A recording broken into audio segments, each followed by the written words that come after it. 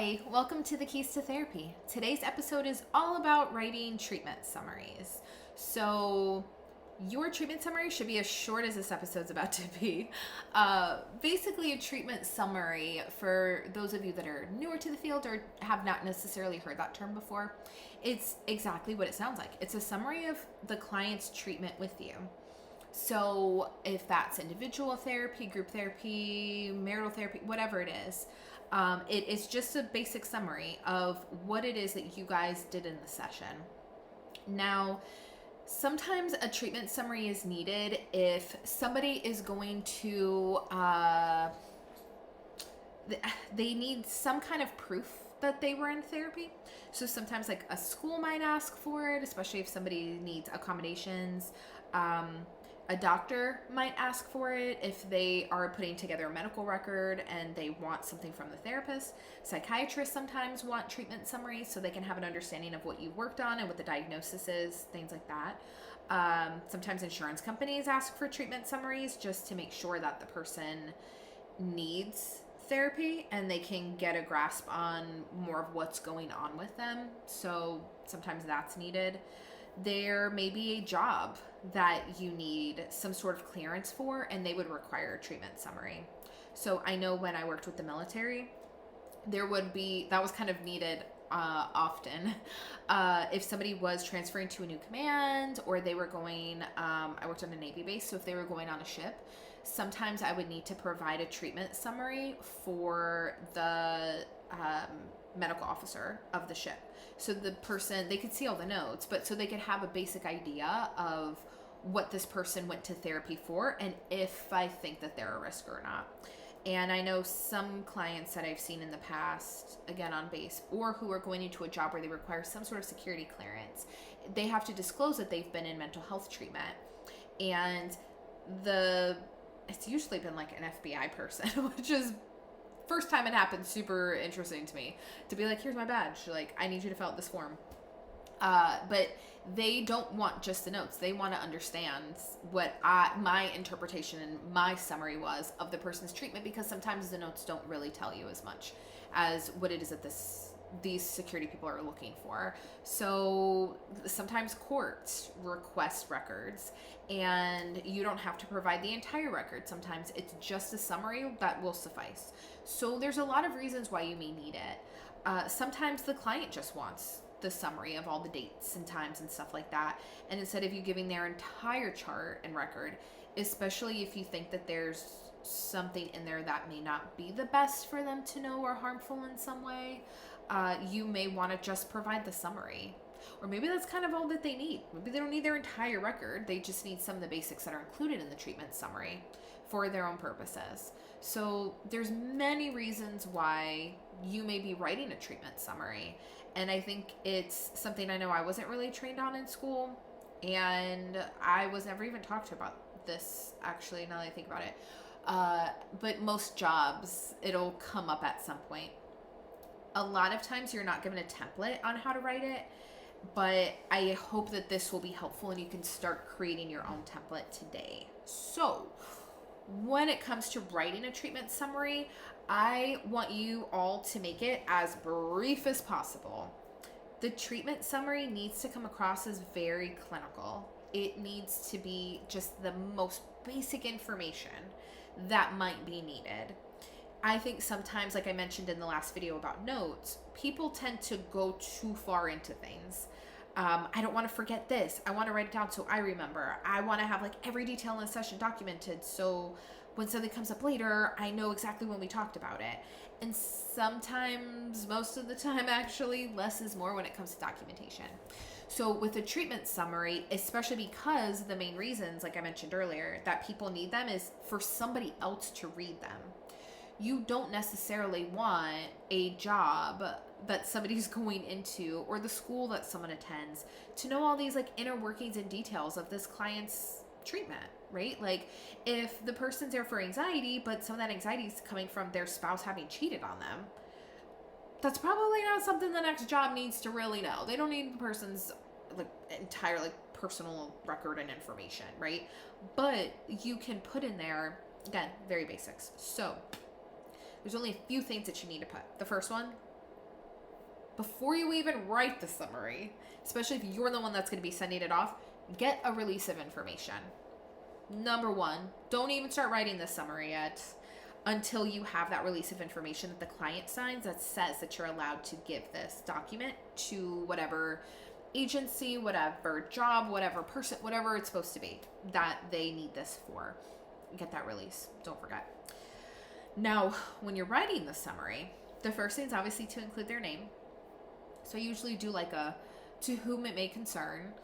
This person was my client from this date, the first date you saw them for the intake, to this date and the last day of treatment. If you're still currently seeing them, then you could say they started therapy with me on this date and are still currently seeing me for sessions. You can also put in there like how many sessions they've had in that time, because if you've seen someone for a year, it's going to make a big difference if they were weekly and you saw them 52 times, or if they were bi-weekly or monthly and you saw them for way less than that. So it also shows kind of the consistency of how often they were coming, like if they prioritize therapy, whatever else. So that's helpful as well. So put in, I saw this client from this date to this day, or I saw them starting this date and their therapy's ongoing. We have met for this many sessions. The next part is maybe some symptoms. So this person was diagnosed with generalized anxiety disorder based on multiple stressors they were currently experiencing in different aspects of their life. Vague as possible, right? If it is something that you want to elaborate a little bit more on, then you could say like generalized anxiety disorder because client was dealing with, marital issues and other life stressors that were contributing to their anxiety level. You can throw in like a couple basics, but keep it basic. So include that diagnosis. And like I said, you may want to include like a few symptoms.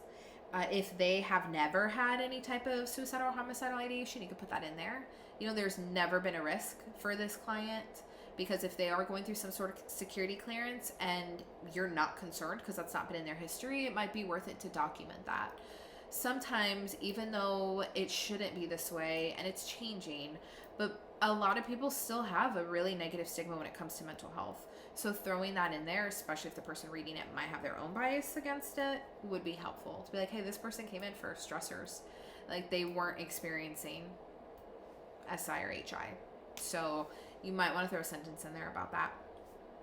And then you can put in their prognosis, so that's kind of what they're doing and how you think it's going to go. So this is the part where it's a little less clinical. It's a little more of your opinion, but you could still write it very clinically.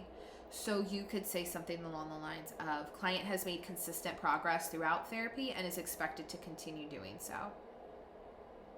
So client has made consistent progress in therapy and is continuing sessions monthly for maintenance and overall well-being. Very basic. But I think that can be helpful for whoever's reading to be like, okay, well, this person thinks that they're doing really well. And if it makes you feel a bit better, you can also throw in a sentence of, as of this point in treatment, this is what is going on with the client. And I know some people sometimes are like, well, I don't want to put that, like, their prognosis is good if something happens. Put at this point in treatment. Based on, history and current presentation. There's lots of little like phrases that you could throw in there if it made you feel more secure about putting a prognosis, but it's up to you.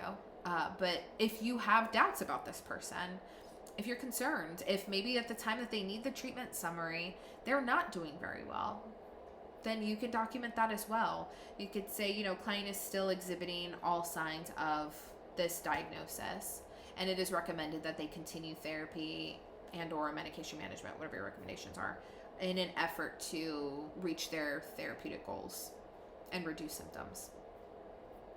You can put that too. So I think, and maybe some of that's the populations that I've worked with, for the most part, they are doing pretty well.